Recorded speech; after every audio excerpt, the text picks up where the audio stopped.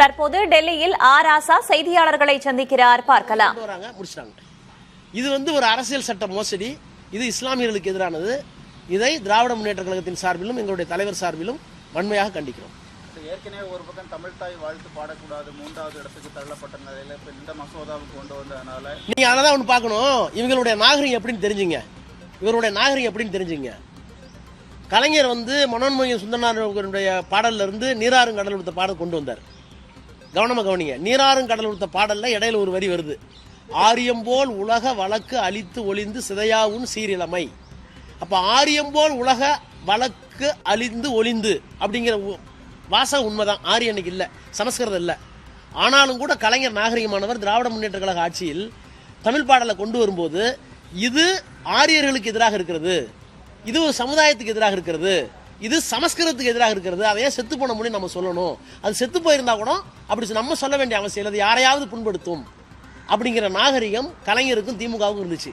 அதனாலதான் நீராறுங்கடல் கொடுத்த பாடல்ல ஆரியம்போல் உலக வழக்கு அழிந்து ஒளிந்து சிதையா உன் சீரிழமை அப்படின்னு வர பாடல்ல ஆரியம்போல் உலக வழக்கறிஞர் எடுத்துட்டு வந்த வரிய எடுத்துட்டு தான் பாடுறோம்.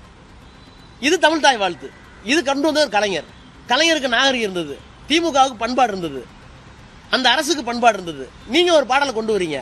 அதே மாதிரி நீராறுங்கடல் உடுத்துல எப்படி ஒரு இனத்தை, ஒரு மொழியை, சமஸ்கிருதத்தை அழிந்து ஒளிஞ்சு போச்சுன்னு சொல்றோமோ அதே மாதிரி இங்க முஸ்லீம் அழியணும்னு சொல்றீங்க, முஸ்லீம் ஒளியணும்னு சொல்றீங்க, அவங்க கெட்டவங்கன்னு சொல்றீங்க. அந்த 2 வரி எடுக்கல உங்களுக்கு என்ன பிரச்சனை? கலைஞர் எடுத்தார்ல, தமிழ் தாய் வாழ்த்து, தமிழை வாழ்த்துங்க, ஏன் ஆரிய ஒளிகன்னு சொல்றீங்க? அப்ப கலைஞருக்கு இருந்த அந்த நாகரிகம், அந்த பண்பாடு, அந்த அந்த பக்குவப்பட்ட உணர்ச்சி இவங்களுக்கு இந்த ஆட்சிக்கு இல்லையே. நீ கொண்டு வர அந்த பாடல்ல எப்படி நீராறுங்கடல் ரெண்டு பத்தி எடுத்தீங்களோ அதே மாதிரி எடுக்க வேண்டியதானே? இதுதான் கலைஞருக்கும் இவர்களுக்கும் உள்ள வித்தியாசம், திமுகவுக்கும் பிஜேபிக்கும் உள்ள வித்தியாசம். இந்துமயமாக்கணுங்க, இதை முழுசா இந்துமயமாக்கணும். இஸ்லாமியர்களுக்கு, கிறிஸ்தவர்களுக்கு எதிராக அதுதான் சொன்னேன். நீங்க ஆரம்பிக்கவே நான் சொன்னேன், இந்த நாட்டில் இந்திய தேசியம் என்பதை மாற்றி இந்து தேசியம், இஸ்லாமிய தேசியம், Hindu nationalism and Muslim nationalism அப்படிங்கிற வார்த்தையை பிரயோகப்படுத்தினது சவர்கர் தான் பயன்படுத்தினாரு. அதுக்கு முன்ன பாட்டு, இந்த பாட்டு இதை நான் சொல்லும் போதே மைக்கை கட் பண்ணி பாஸ் பண்ணிட்டாங்க. இந்த நான் கொடுத்த திருத்தத்துக்கு எந்த பதிலும் சொல்ல விடல, பதறிட்டாங்க.